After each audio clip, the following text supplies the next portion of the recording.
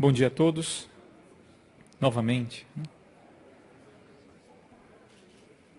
Então, sem mais delongas, né, infelizmente muitos dos palestrantes ainda não chegaram, né, devido à problemática com o deslocamento dos aviões para Goiânia. Né. Mesmo assim, daremos início aqui, já temos a presença do primeiro palestrante. Então, indo direto, eu quero inicialmente, como presidindo o seminário Gênero, Aborto e Sociedade, né, fazer uma breve explanação, mas declaro já aberto o próprio seminário que ocorre aqui na Câmara Federal, nesse dia 27 de maio. É motivo de bastante alegria para nós, né, e não só por o evento em si, mas também pelo fato dessa semana nós estamos tratando diretamente desse assunto em todo o país. Tem se falado da portaria 415, que saiu no Diário Oficial de 21 de maio, sobre a problemática do aborto, né? Então, dentro desse seminário, nós teremos 5 exposições, e essas 5 exposições vão tratar principalmente dessas duas questões, gênero e aborto. Antes de, então, convidar para compor a mesa, gostaria de, então, inicialmente, e agradecer ao partido, ao PSC, por nos ter auxiliado para o uso do auditório. A organização deste evento é do Observatório Interamericano de Biopolítica. Então, o Observatório cuidou de todos os custos de transporte, deslocamento, portanto, da alimentação dos palestrantes. Estou falando isso publicamente primeiro porque nós procuramos ter isenção das nossas ações, o próprio Observatório. Então, nós não estamos aqui por uma comissão e não estamos aqui auxiliados pela Câmara, ou seja, não está se destinando nenhum auxílio financeiro para o próprio Observatório ou para os seus membros. Estamos aqui por nossa própria conta, né, porque acreditamos nesta causa. Então, em primeiríssimo lugar, queria dizer isso. Também agradecer também aqui a produção Trupe do Filme, que graciosamente está aqui e que veio nos auxiliar com a filmagem aqui presente. Também agradecer a toda a equipe que está nos auxiliando aqui através, inclusive, do site. Está sendo transmitido ao vivo pelo edemocracia.câmara.gov.br. Né? A todos os jovens aqui da Arquidiocese de Brasília também, que estão aqui em todo o tempo nos auxiliando desde que nós chegamos em Brasília. Também agradecer muitíssimo. Agradecer ao auxílio do amigo Dr. Paulo Fernando, que nos auxiliou também para este evento. Né? Não estão aqui os palestrantes, mas também agradeço aos palestrantes por se disporem a estar aqui, nesse dia bastante importante. Então, será apresentada hoje a realidade sobre o aborto no Brasil e no mundo, derrubando assim uma série de mitos que são construídos para induzirem a mente das pessoas e governantes uma falsa necessidade premente de legalizar o aborto. Esperamos assim mostrar, provar, como a mentira vem sendo propagada através das estatísticas do aborto em nosso país. Para entendermos as razões e conhecermos os agentes por trás da agenda abortista, serão resgatados aspectos históricos desta mesma agenda, remontando o início dos trabalhos nos Estados Unidos e chegando até os nossos dias com a mudança significativa do enfoque no qual o aborto vem sendo promovido. Então, nós teremos aqui 2 exposições da doutora Isabela Mantovani, que vai tratar da evolução das estatísticas do aborto no mundo, e também temos a exposição, que seria em seguida, da Andréa Medrado, professora Andréa Medrado, sobre os aspectos históricos da problemática do aborto. Nós vamos inverter a pauta, né, justamente pela problemática dos aviões. Então, eu quero convidar para compor a mesa nosso amigo, Dr. Paulo Fernando, membro da Comissão de Bioética da Arquidiocese de Brasília.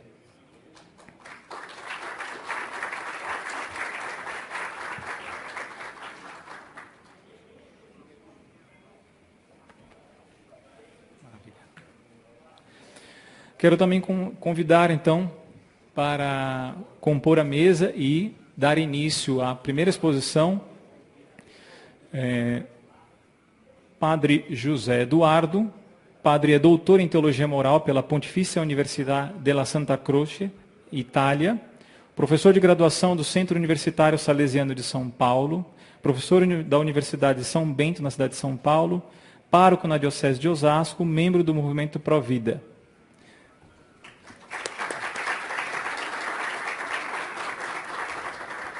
Então, Padre José fará a exposição sobre a perspectiva histórica das questões da ideologia de gênero, e ele terá, por exposição, 1 hora a partir de agora. Então, Padre, agradeço por o senhor estar aqui, depois da turbulência toda. Então, a palavra é com o senhor. Um bom dia a todos. Esta jornada de estudo tem uma lógica interna.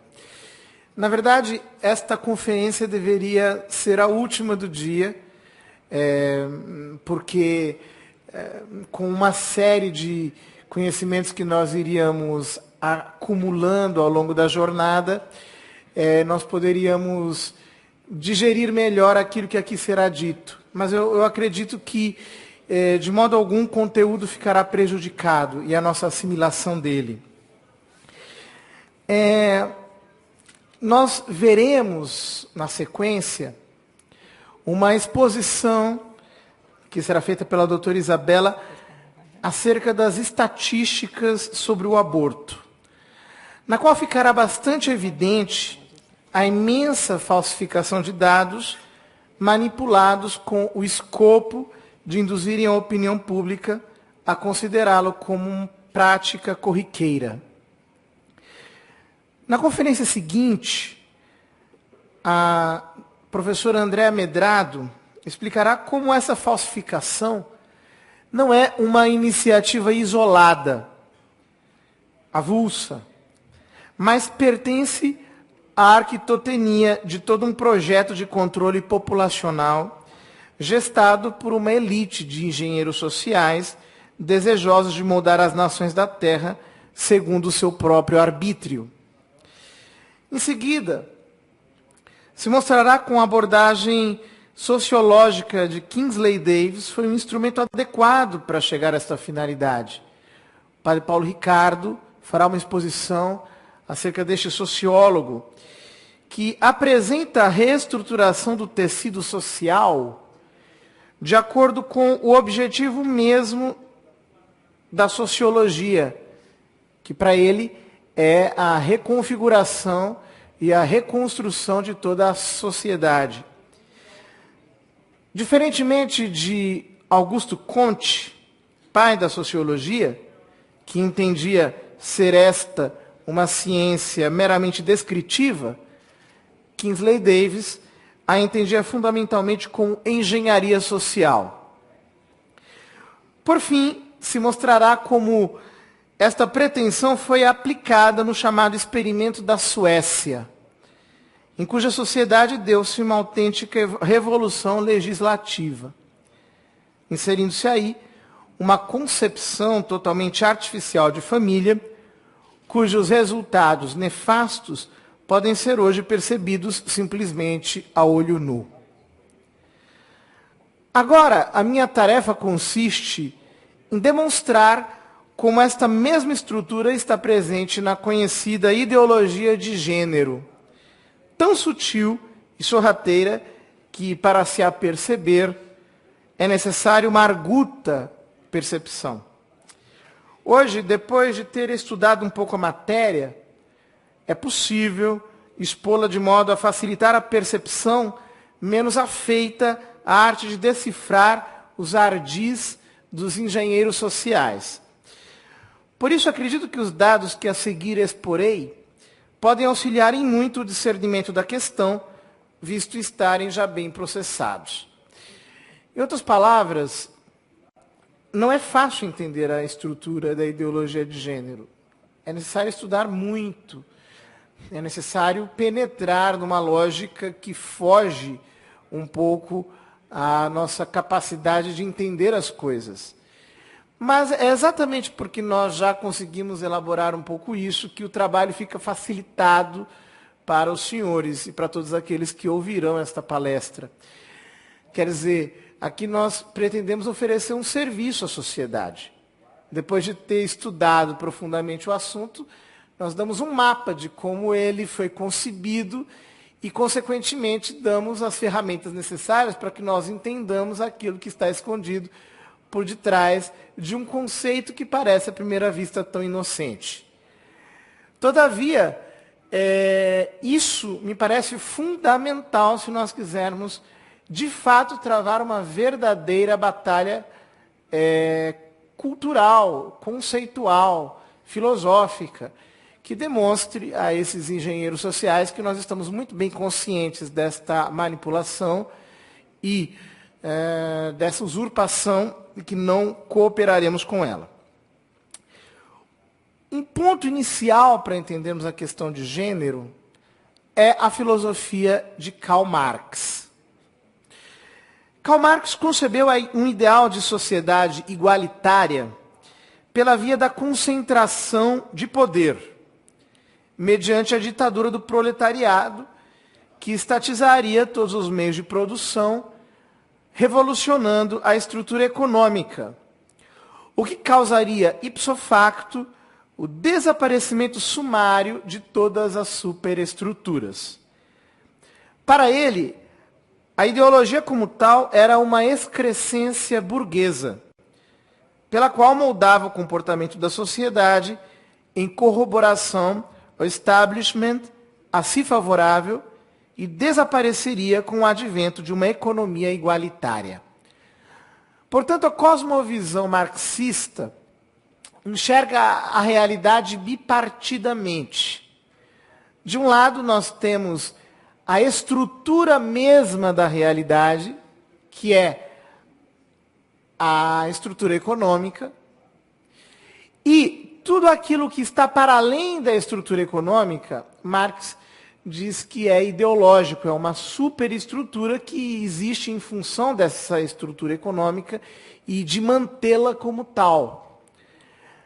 Portanto, dizia ele, quando nós revolucionarmos a estrutura econômica pela ditadura do proletariado, pela concentração de poder nas mãos do partido e pela estatização dos meios de produção, essa sociedade economicamente igualitária que surgirá, imediatamente causará o desaparecimento da superestrutura, de todo o universo ideológico. As pessoas se ocuparão unicamente daquilo que é concreto, da realidade que ele entende como formada pela estrutura econômica em sua concreção e portanto, a superestrutura desapareceria por completo, desapareceria por si mesma. A ideologia para Marx era a filosofia como tal, e não recairia nela apenas a ação revolucionária pura e simples, que causasse a transformação da realidade imediatamente. Portanto, sua própria teoria incorreria naquilo que ele pensava ser a causa mesma da alienação.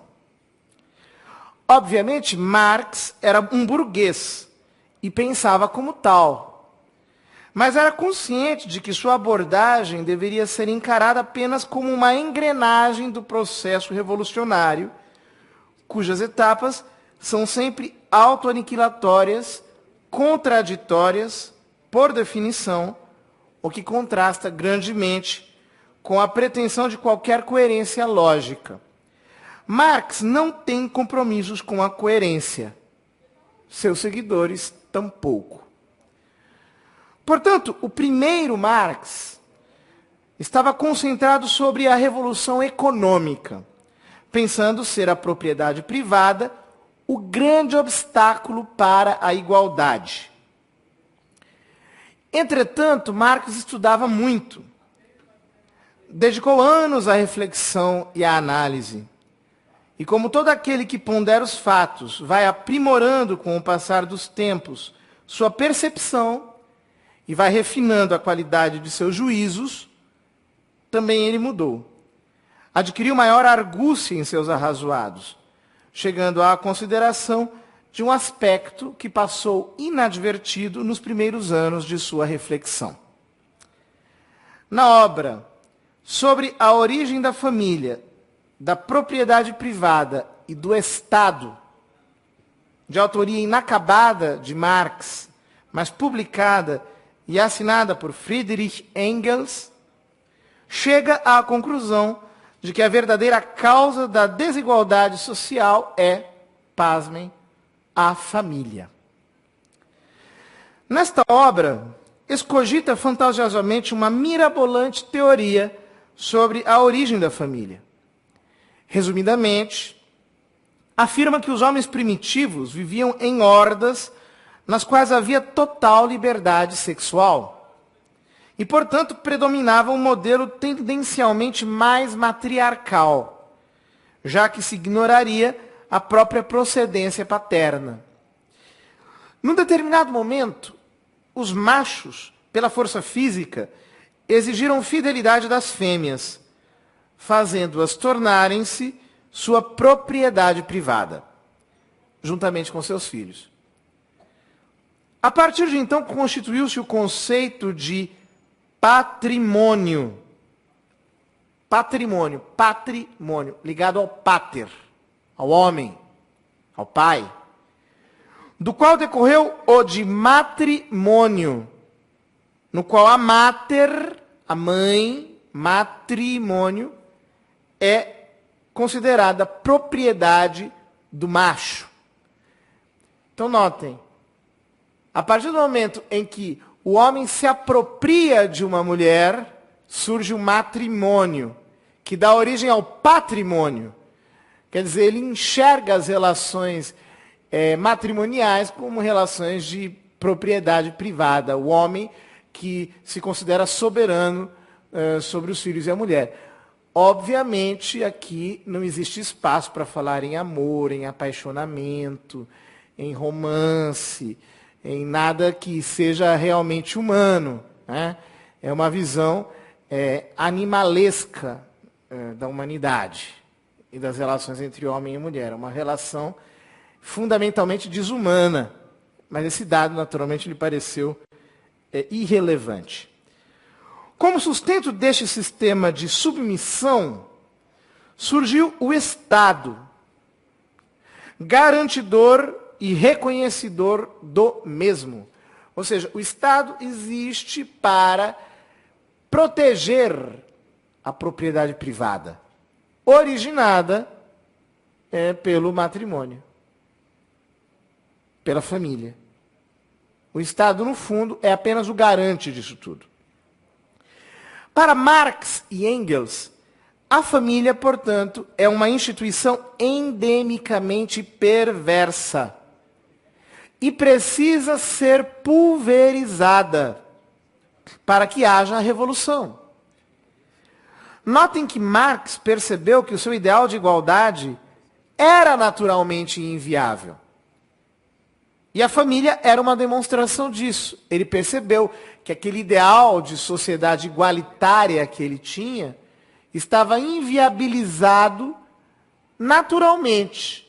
Quer dizer, a igualdade absoluta não se dá por via de uma desigualdade rudimentar, fundante, que é a desigualdade entre os papéis na unidade familiar.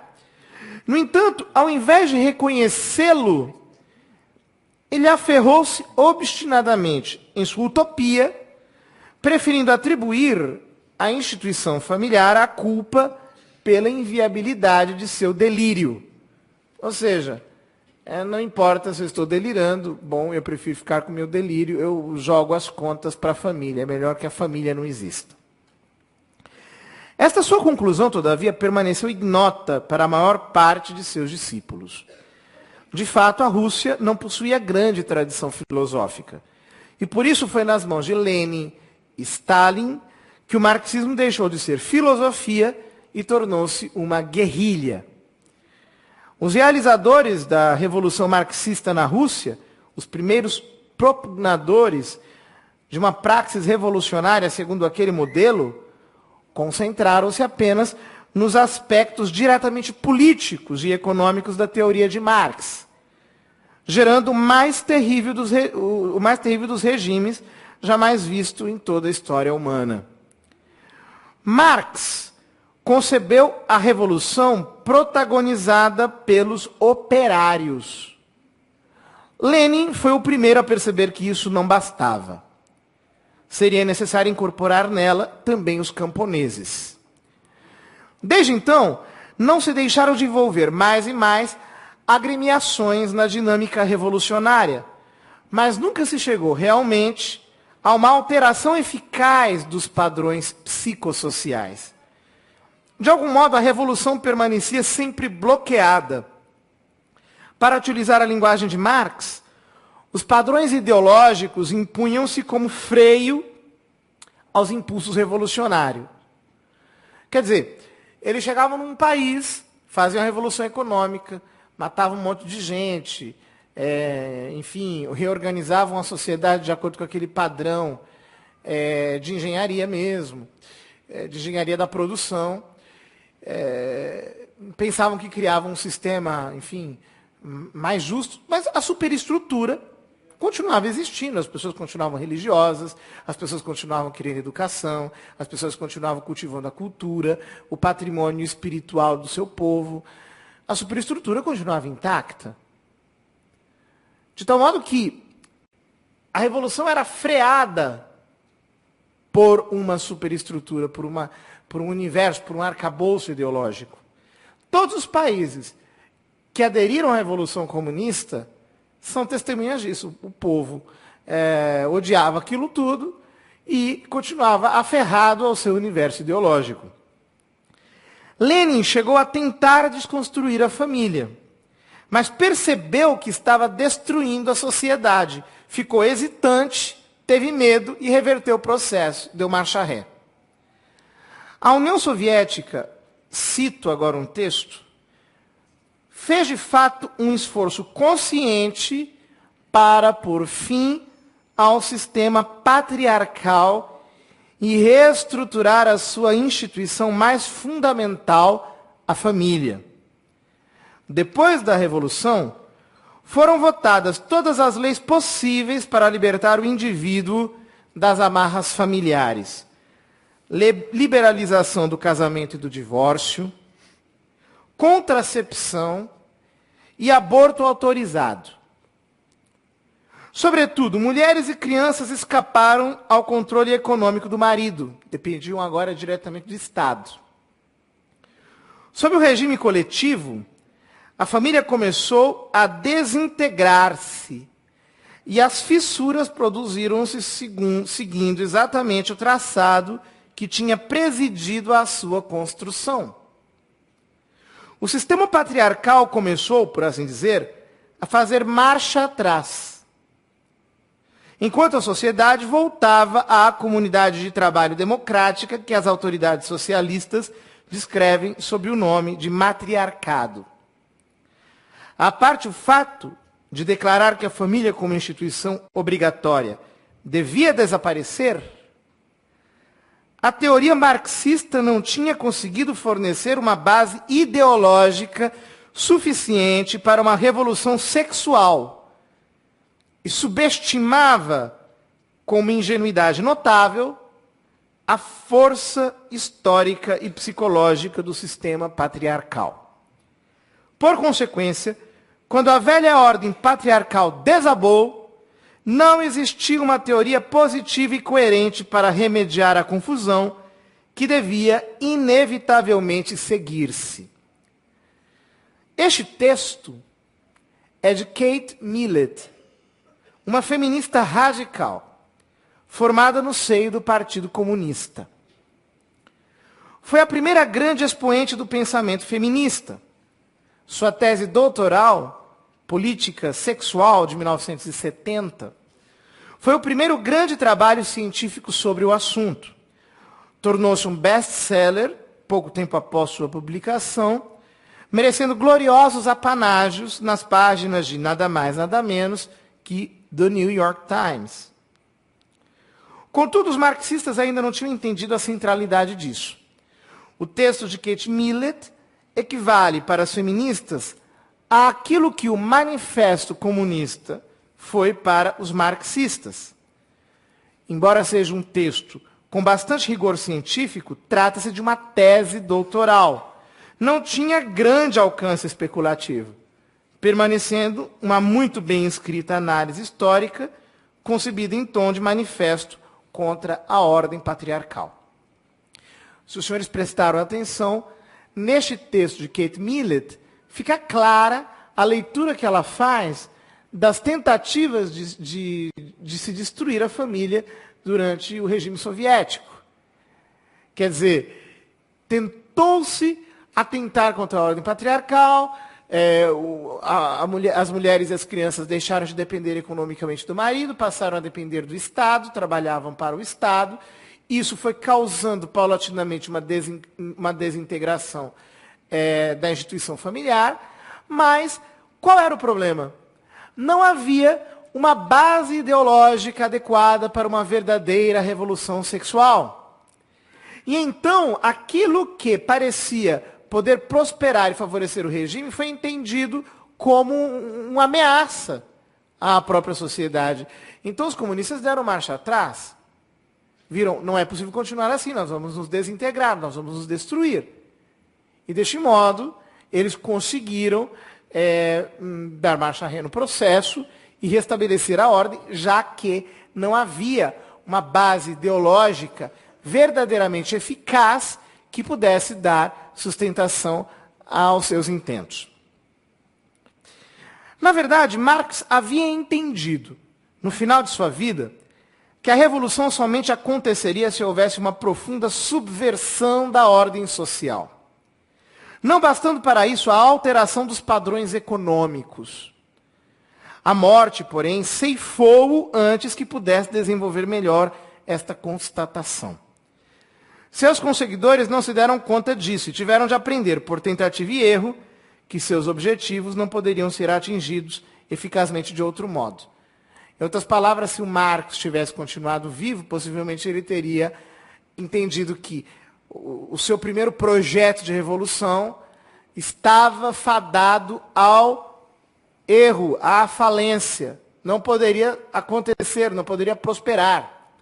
E ele teria sido o maior propugnador da revolução sexual. Mas, infelizmente, ou melhor, felizmente, ele morreu antes. Pelo menos atrasou o processo. O manifesto de Kate Millett levantou a bandeira da revolução sexual. Para os marxistas, inicialmente foi abjeto. Mas para as feministas, foi a sua pedra de toque.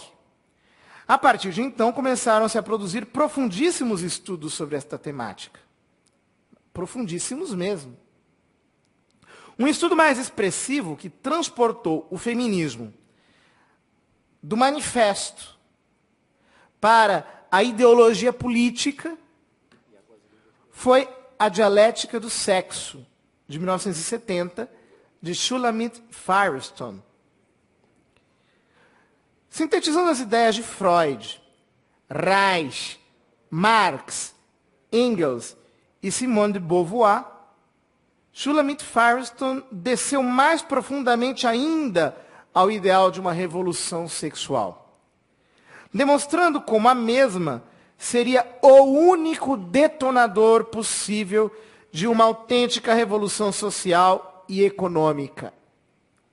Na conclusão de sua obra, afirma, eu vou ler agora um texto de Shulamit Firestone, eu vou lê-lo lentamente, para que nós prestemos atenção nas suas ideias. São ideias interessantíssimas. Infelizmente, boa parte das pessoas desconhece os escritos dessa autora. Aliás, os expoentes mais radicais do movimento feminista, por razões estratégicas, proibiam a sua divulgação, a não ser dentro dos círculos mais internos de pensamento deles, porque diziam que o texto é agressivo por demais e precisa ser, enfim, metabolizado com uma boa dose de digestivos anteriores, para que ele não possa causar um revestrez cerebral nas pessoas. Cito: eis aqui algumas sugestões do sistema alternativo. Primeiro, a libertação das mulheres da tirania de sua biologia reprodutiva por todos os meios disponíveis e a ampliação da função reprodutiva e educativa a toda a sociedade globalmente considerada. Estamos falando de uma mudança radical. Libertar as mulheres de sua biologia significa ameaçar a unidade social, que está organizada em torno da sua reprodução biológica e da sujeição das mulheres ao seu destino biológico, a família. Então, notem, o primeiro passo é libertar as mulheres da sua biologia. Que elas não sejam mais levadas à concepção. Toda mulher sonha ser mãe, em geral, ela nutre isso. Desde a infância, as meninas brincam de boneca porque elas estão nutrindo o sonho natural da maternidade. Ele está dizendo, nós precisamos tirar isso das mulheres. Isso é libertá-las. Tirá-las de seu destino biológico, que é a reprodução. E transmitir esta função reprodutiva à sociedade. Então, criar formas artificiais de reprodução. Ela diz isso no texto, eu estou aqui simplesmente sintetizando, citando trechos, né? Ela diz, então nós precisamos inventar métodos de concepção que sejam alternativos, quer dizer, que as mulheres não precisem ficar escravizadas por esse seu destino reprodutivo. E, naturalmente, pela educação. Quer dizer, a mulher, ela gera e educa. Então, ao mesmo tempo, nós vamos tirar as crianças dessa educação materna, elas não estarão mais debaixo do cuidado da mãe, nós vamos dá-las à sociedade, vamos dá-las ao Estado, o Estado as educará, e na medida em que o Estado educá-las, elas estarão também, as mulheres, livres desse destino. Elas serão libertadas dessa macabra, orientação sua. Então, em primeiro lugar, libertar a mulher de sua biologia reprodutiva e distribuir isso para a sociedade. Em segundo lugar, a total autodeterminação, incluindo a independência econômica tanto das mulheres quanto das crianças. É por isso que precisamos falar de um socialismo feminista. Com isso, prestem atenção, atacamos a família em uma frente dupla, contestando aquilo em torno do que ela está organizada, que é a reprodução das espécies, o item 1, do qual já falamos, pelas mulheres, e sua consequência, a dependência física das mulheres e das crianças, a dependência econômica das mulheres e das crianças. Eliminar estas condições já seria suficiente para destruir a família, que produz a psicologia do poder. A ideia central do Marx naquele texto. Contudo, continua Kate Millett, aliás, Shulamit Firestone, contudo, nós a destruiremos ainda mais. Então, o ponto 2 consiste em libertar, entre aspas, as mulheres e as crianças da dependência econômica do marido. Elas receberão dinheiro diretamente do Estado, então, inclusive as crianças poderão se emancipar desta coisa horrível que são os pais. Poderão libertar-se desse vínculo horroroso que são os pais. E poderão tocar a sua vida com a mente que Deus lhes deu aos 3, 4, 5 anos de idade, né? Poderão construir a sua existência livre e independentemente. Então, o segundo ponto, a independência econômica, ela diz claramente, estes 2 pontos são suficientes para destruir a família que gera a psicologia do poder. Só que nós não vamos parar por aí. Nós a destruiremos ainda mais. E aí vem o ponto 3. A total integração das mulheres e das crianças em todos os níveis da sociedade. Todas aquelas instituições que segregam os sexos ou separam as crianças da sociedade adulta, por exemplo, a escola elementar, estou citando o texto da Shulamit Firestone, devem ser destruídas. Abaixo a escola.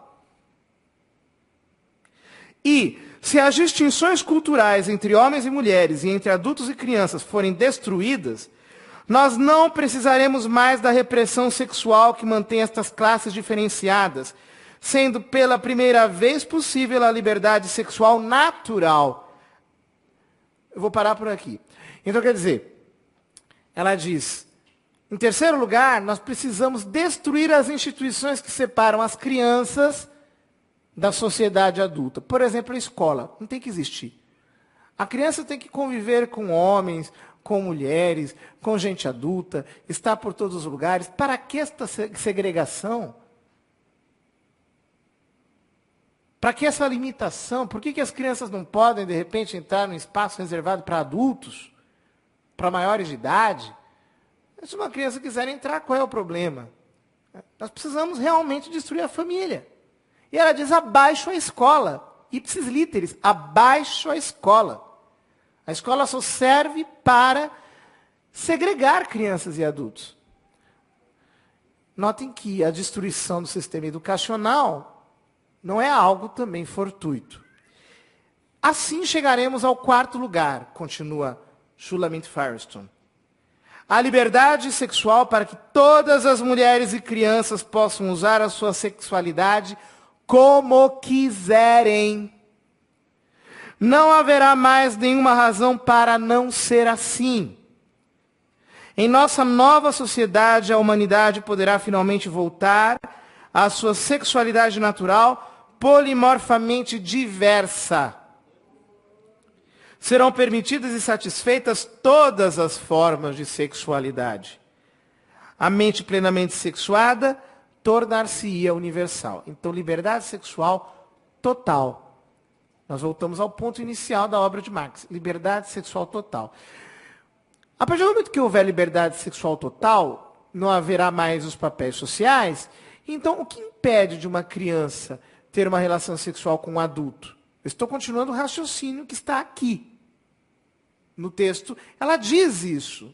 É que eu não citei inteiramente, senão nós ficaríamos nessa palestra lendo somente este texto da Shulamit Firestone. Mas ela diz claramente.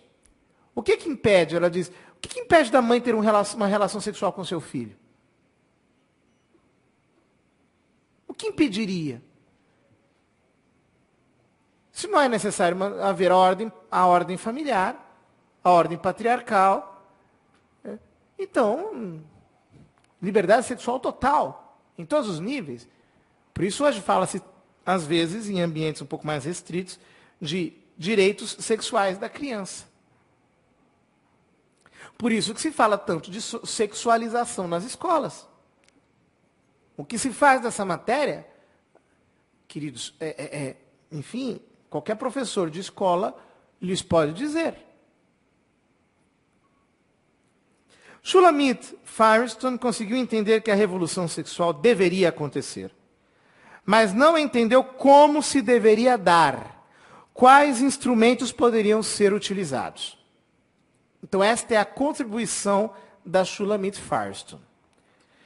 Paralelamente, numa outra direção, independentemente, Kingsley Davis dava um novo contorno à política de controle populacional, mostrando que não bastava a facilitação dos instrumentos anticonceptivos e ao aborto, mas era necessário mudar o padrão mesmo das condutas sociais, a tessitura mesma da sociedade, composta de usos cristalizados em costumes que eram positivados em legislações. Sem a alteração desta estrutura, nenhuma mudança seria realmente eficaz. Kingsley Davis chegava por conta própria àquela psicologia pressuposta na teoria revolucionária. Com efeito, a revolução se autoprojeta como pretensão de reconstrução de toda a realidade segundo um determinado fim, vislumbrado pelo agente revolucionário. Eu não vou me aprofundar aqui, porque haverá uma conferência só sobre o Kingsley Davis, muito interessante, que será dada pelo padre Paulo Ricardo, que já está aqui presente. Eu só me limito a enunciar esta contribuição. Eu falei de uma contribuição, que é a contribuição da Shulamit Firestone. Há uma outra contribuição, esta é a contribuição do Kingsley Davis. A sua contribuição foi mostrar que só podem se dar mudanças sociais profundas alterando-se o tecido da sociedade. Os usos, depois os costumes, podendo chegar-se à alteração das legislações. Então é preciso tocar na estrutura mesma da sociedade, fazer as pessoas mudarem o seu comportamento. É uma autêntica engenharia social. Esta é uma segunda contribuição. Agora vamos falar de uma terceira contribuição. Ao mesmo tempo, o movimento comunista passava por um longo processo de revisionismo interno. O marxismo ortodoxo sustentava que a mudança da estrutura econômica causaria o desaparecimento da superestrutura, como já dissemos no início. Contudo, esta tese não se verificou. Onde a ditadura do proletariado fora instaurada, continuava a existir o freio ideológico, que permanecia inexpugnável. Foi então que, em 1923, Karl Korsch escreveu seu conhecido artigo Marxismo e Filosofia, que foi pronunciado no Congresso de Estudos da Internacional. Cito um trecho deste artigo do Karl Korsch. Assim como a ação econômica da classe revolucionária não torna supérflua a ação política, tampouco as ações econômicas e políticas juntas não tornarão supérfluas a ação espiritual. Esta, ao contrário, deve desenvolver-se até o fim, teórica e praticamente. Como crítica científica e revolucionária e trabalho de agitação, antes da tomada do poder pelo proletariado e como trabalho científico de organização e ditadura ideológica depois da tomada do poder. Notem, em outras palavras, o Karl Korsch dizia que a revolução, corrigindo, revisando o pensamento de Marx, deveria vir pela superestrutura, se quisesse ser eficaz. E tornar-se uma superestrutura que mantivesse a estrutura econômica dentro dos novos padrões comunistas. Ele não foi entendido. E, na época, a Terceira Internacional o expulsou do partido. E ele foi para os Estados Unidos, onde continuou produzindo. Teria muitos desdobramentos dessa história, eu não vou continuar, eu preciso dar sequência na ordem lógica. Mais adiante, um outro pensador comunista chamado Louis Althusser concretizou esta teoria de Korsch em seu artigo Contradição e Sobredeterminação, de 1965. explicando como se dá a interação entre o nível da estrutura e o da superestrutura para que possa eclodir a revolução. Para ele não basta a revolução operária, pois esta não consegue detonar a contradição em nível de sociedade se os demais níveis desta não estiverem em sintonia com ela. Pois, por isso, elas precisam ser sobredeterminadas. A revolução operária precisa ser sobredeterminada por uma revolução em nível superestrutural, e esta revolução em nível superestrutural é aquela que possibilitará que a revolução econômica possa ter sucesso. Cito o trabalho do Althusser. Quando nesta situação entra em jogo, no mesmo jogo, uma prodigiosa acumulação de contradições, das quais algumas são profundamente heterogêneas, e nem todas têm a mesma origem, nem o mesmo sentido, nem o mesmo nível e lugar de aplicação, e que, entretanto, se fundem numa unidade de ruptura, já não se pode falar mais de uma única virtude simples da contradição. Não se pode pretender, com todo rigor, que estas contradições e a sua fusão sejam seu puro fenômeno, ou seja, as contradições dadas fenomenicamente. Constituindo esta unidade, constituem e levam a cabo a unidade fundamental que as anima, mas fazendo-o, indicam também a natureza desta unidade, que esta contradição é inseparável da estrutura do corpo social todo inteiro, no qual ela atua, inseparável das contradições formais de sua existência e das instâncias mesmas que governa. Que ela é a primeira afetada, no mais profundo do seu ser, por estas instâncias, determinante, mas também determinada por um só e mesmo movimento, e determinada pelos diversos níveis e as diversas instâncias da formação social que ela anima. Poderíamos dizer, sobredeterminada em seu princípio. Explicando isso de uma maneira rápida e simples, o que o Althusser explica nesse artigo é que a diferença essencial entre o pensamento hegeliano e o pensamento marxista é a seguinte: a cosmovisão hegeliana é uma cosmovisão da contradição, mas da contradição fenomenicamente dada. A visão marxista adiciona um elemento que é a sobredeterminação, ou seja, ela determina estas contradições que já estão determinadas e as faz corroborar uma ordem, um fim vislumbrado na ação revolucionária. Então, o que mais importa é que esta sobredeterminação determine as contradições internas para que elas possam eclodir na revolução.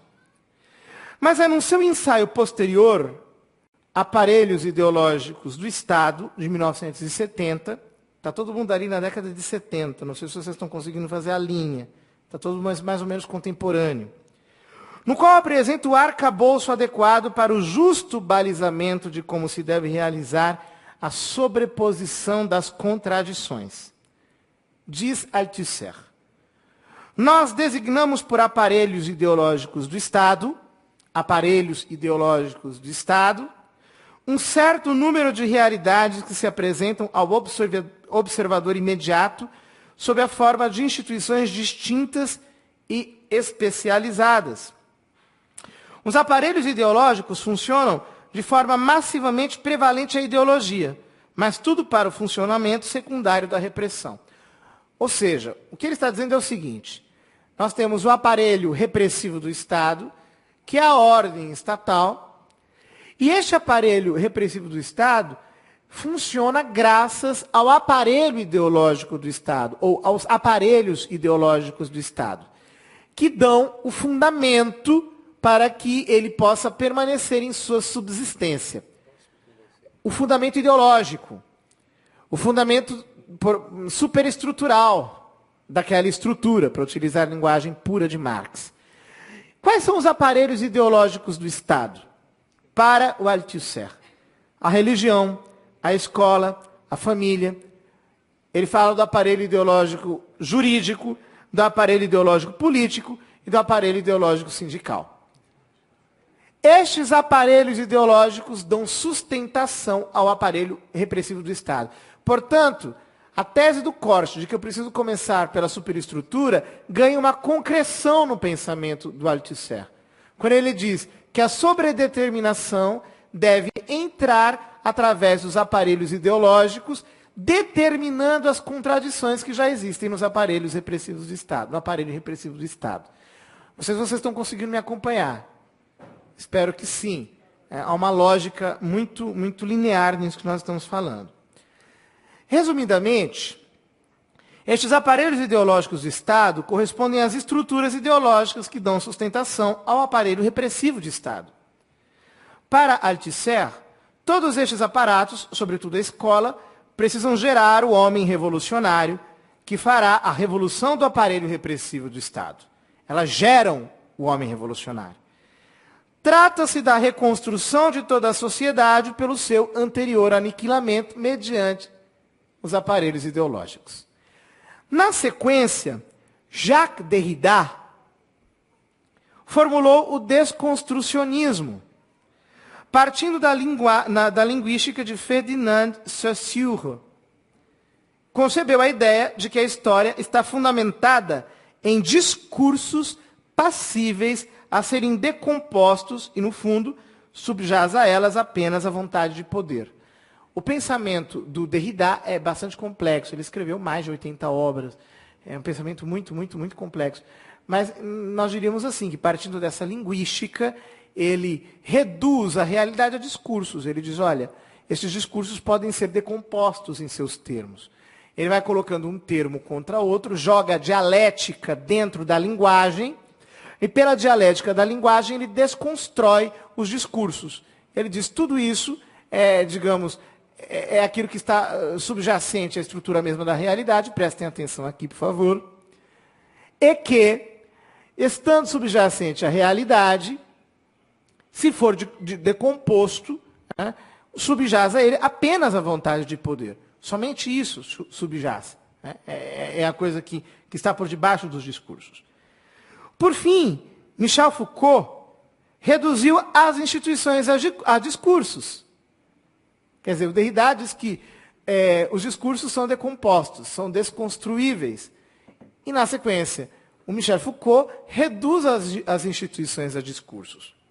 Em sua conferência, A Ordem do Discurso, Michel Foucault afirma, também essa conferência de 1970, creio que essa vontade de verdade, assim apoiada sobre um suporte, uma distribuição institucional, tende a exercer sobre os outros discursos, estou sempre falando de nossa sociedade, uma espécie de pressão e como que um poder de coerção.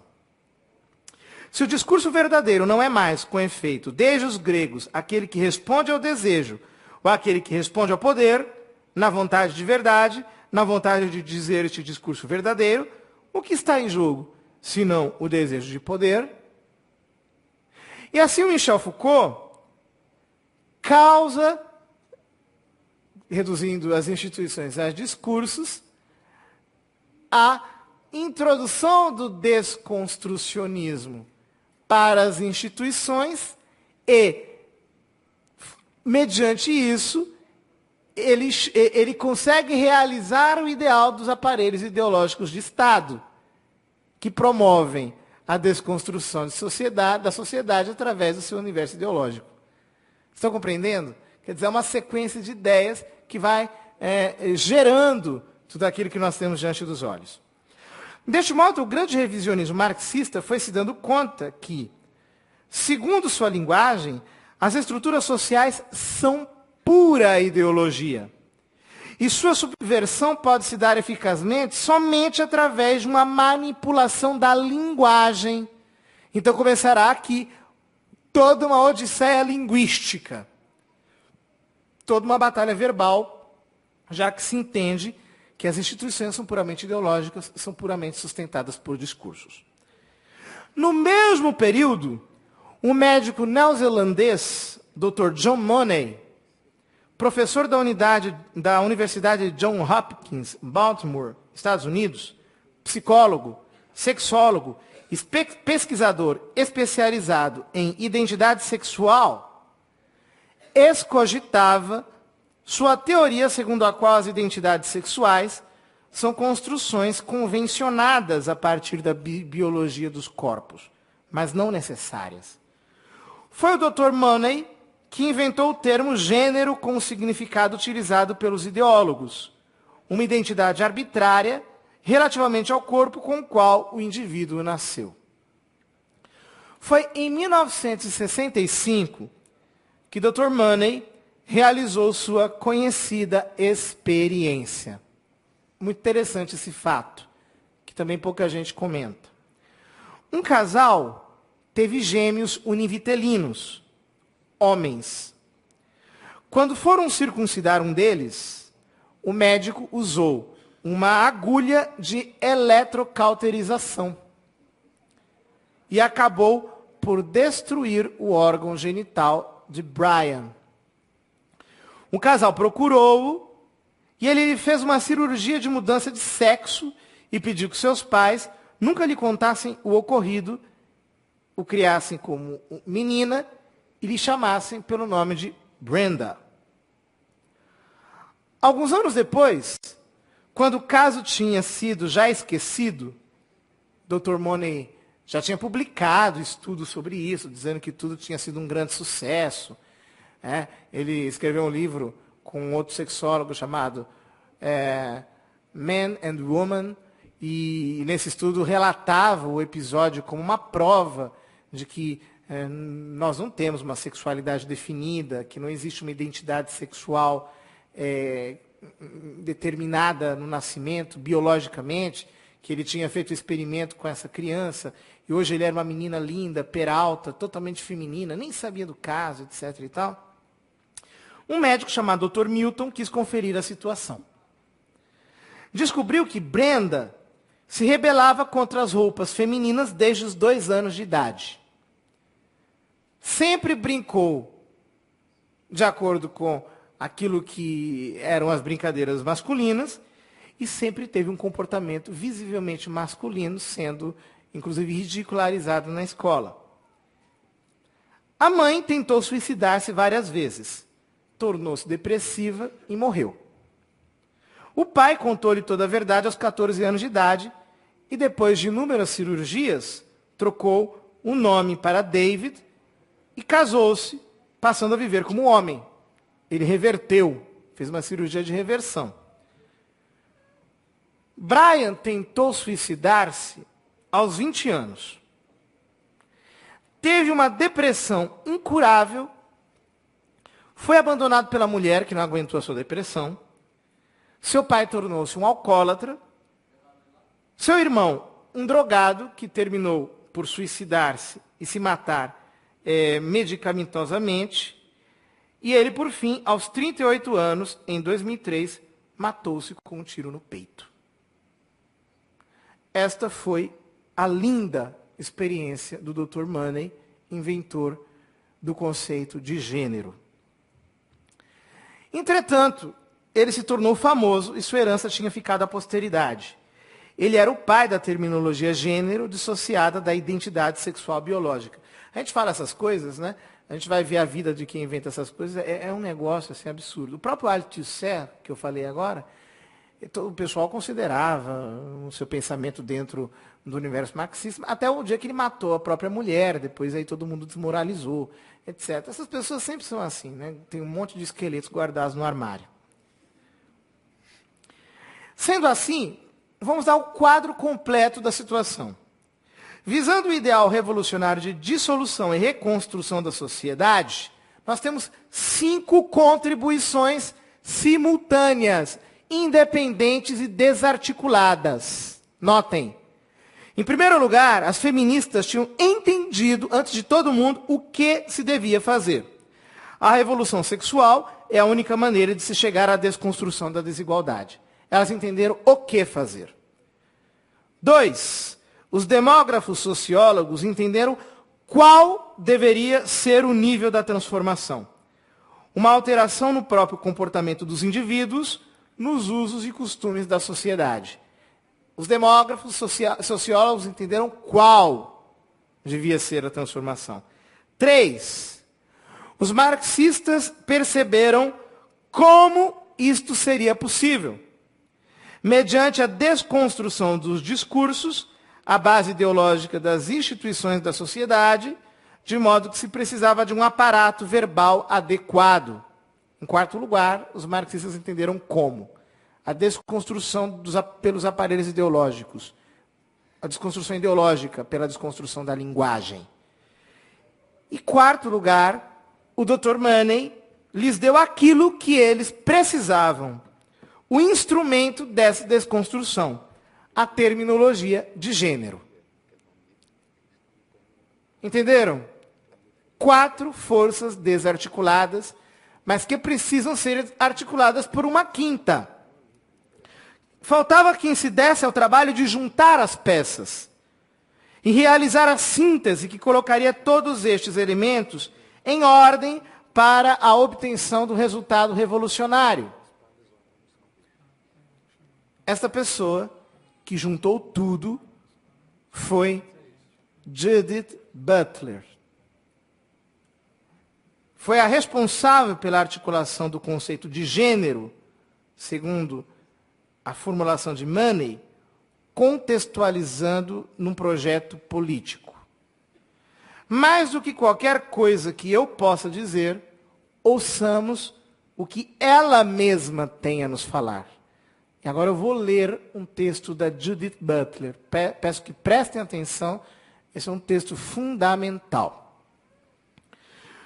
Durante a maior parte do tempo, a teoria feminista supôs que haveria uma identidade existente, entendida através da categoria mulher, que não apenas inicia os interesses e os objetivos feministas no discurso, mas que também constitui o sujeito para o qual se constrói a representação política.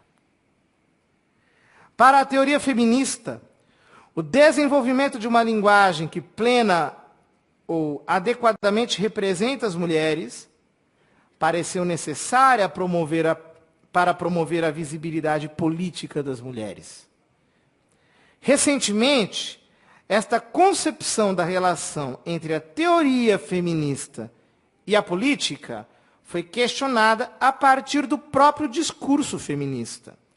O próprio sujeito mulher não pode mais ser entendido em termos estáveis ou permanentes. O que é mulher não tem mais um significado estável ou permanente.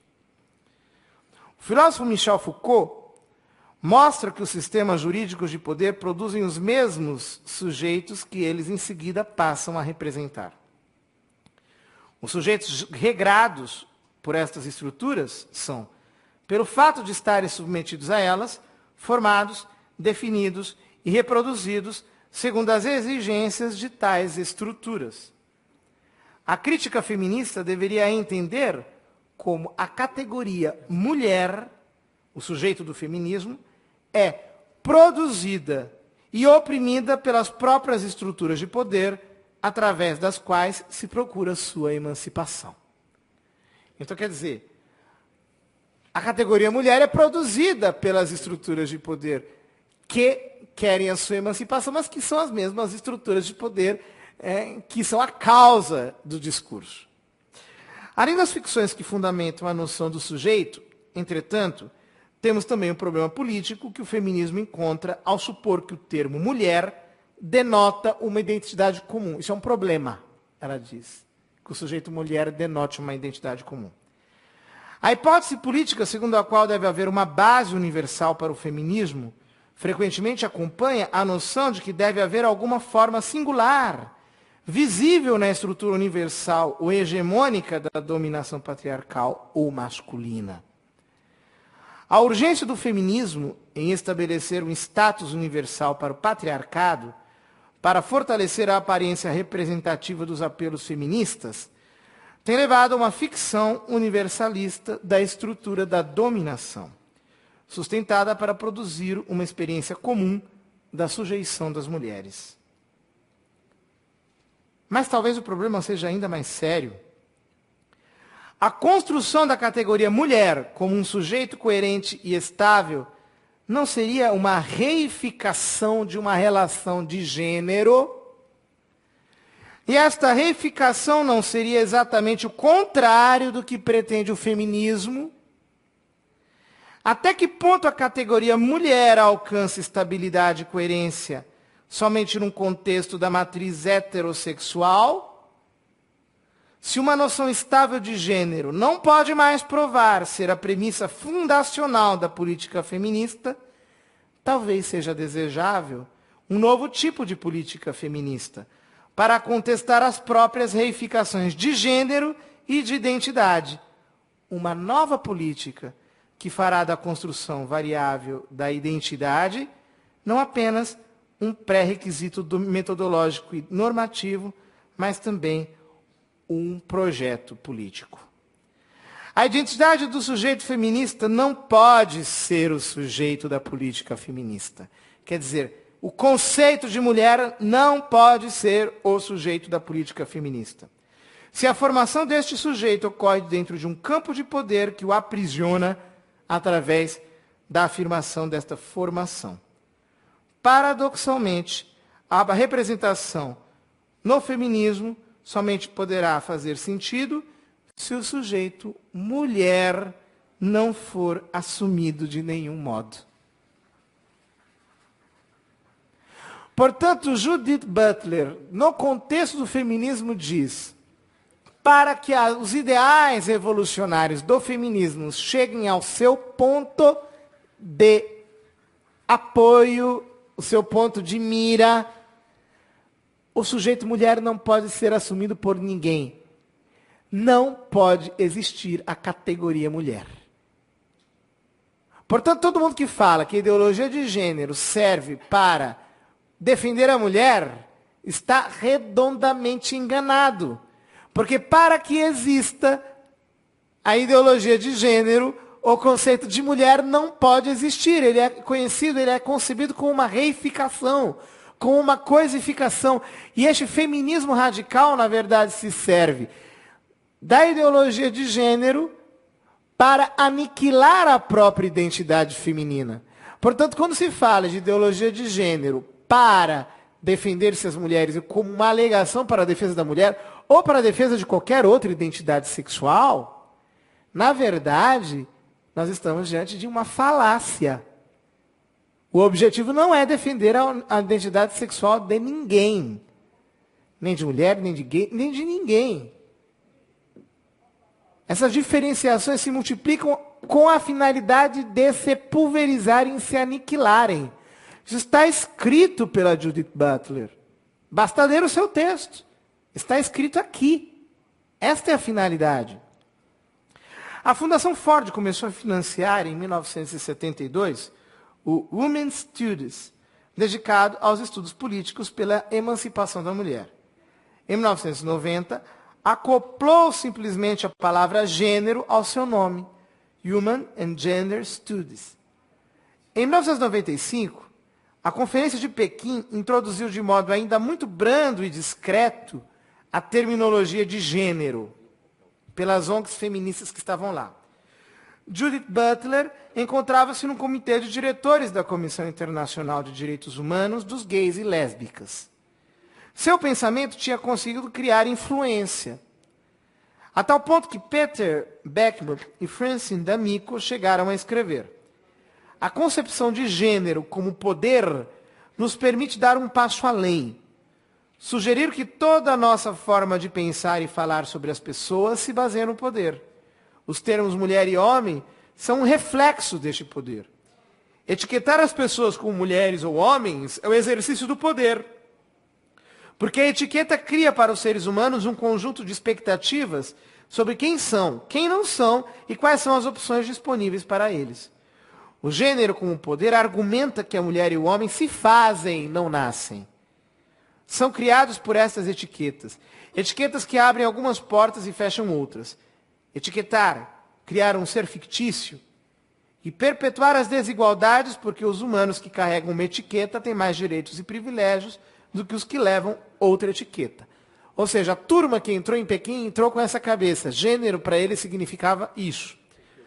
Conforme o testemunho de Dale O'Leary, a Conferência de Pequim terminou por permitir, não sem uma certa perplexidade, e explicitando que entendia o termo gênero em seu sentido ordinário, duas recorrências desta palavra. Eu não vou me aprofundar nisso, vou apenas dizer que a Conferência de Pequim permitiu essas duas ocorrências. Os promotores da agenda de gênero saíram dali vitoriosos, dizendo, graças a Deus, foi permitido essas duas recorrências.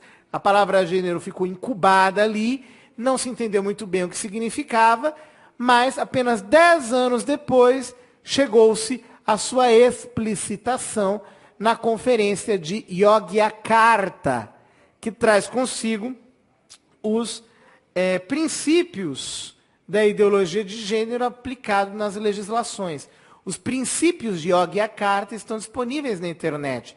Basta colocar no Google essa palavra, princípios de Yogyakarta, e ali você pode ter tudo aquilo que foi produzido nessa conferência em 2006 na Indonésia. Em suma, cito apenas 2 números desta documentação. Diz o preâmbulo: entende-se identidade de gênero como estando referida à experiência interna, individual e profundamente sentida que cada pessoa tem em relação ao gênero, que pode ou não corresponder ao sexo atribuído no nascimento, incluindo-se aí o sentimento pessoal do corpo, que pode envolver, por livre escolha, a modificação da aparência ou função corporal por meios médicos, cirúrgicos ou outros. E outras expressões de gênero, inclusive o modo de vestir-se, o modo de falar e maneirismos. Então ela define o gênero como um negócio indefinível. O que é gênero?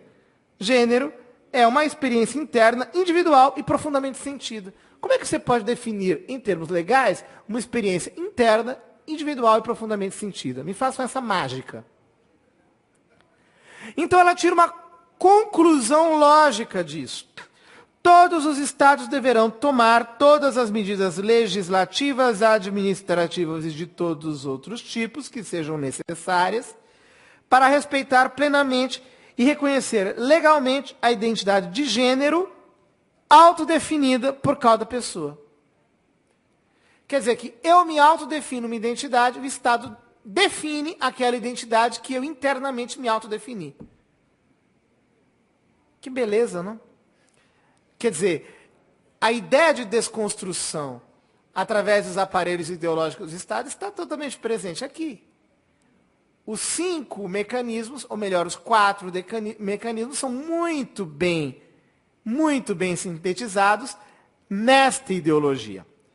Deste modo, põe-se em nível programático, em nível político programático, aquilo que foi teoricamente muito bem formulado por Judith Butler. Ou seja, a Judith Butler está dando as regras do jogo, ela sintetizou tudo, e é isso que está por trás de todas essas pretensões legislativas.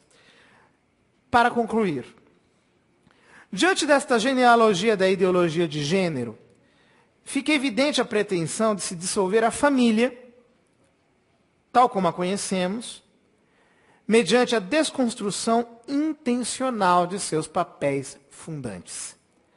Ao longo dos séculos, a instituição familiar se foi construindo espontaneamente, entre luzes e sombras, erros e acertos. Nenhuma autoridade humana constituiu os papéis familiares por decreto legislativo. O Estado não cria a família, mas a pressupõe e a deve defender por sua função insubstituível. A família é o lugar da humanização, por excelência. Ninguém é gerado pelo Estado, nem pode ser realmente amado por um ente jurídico. Quando nascemos, salvo experiência dolorosamente excepcional, fomos acalentados por um cuidado materno e por um zelo paterno. Aprendemos no seio de nossa parentela os valores que nos permitiram construir uma personalidade equilibrada e uma moralidade transparente. E, sobretudo, nos nos fizeram aprender a viver em sociedade. O homem não cai no universo lançado ao esmo. Antes de pensar por si mesmo, é amado por outros, porque é gerado por eles. A sociedade doméstica é o viveiro dos bons cidadãos. A cimeira, onde se cultivam as virtudes daqueles que podem incrementar verdadeiramente a nação. A ideologia de gênero, destruindo a identidade, destrói consigo a possibilidade de que exista família.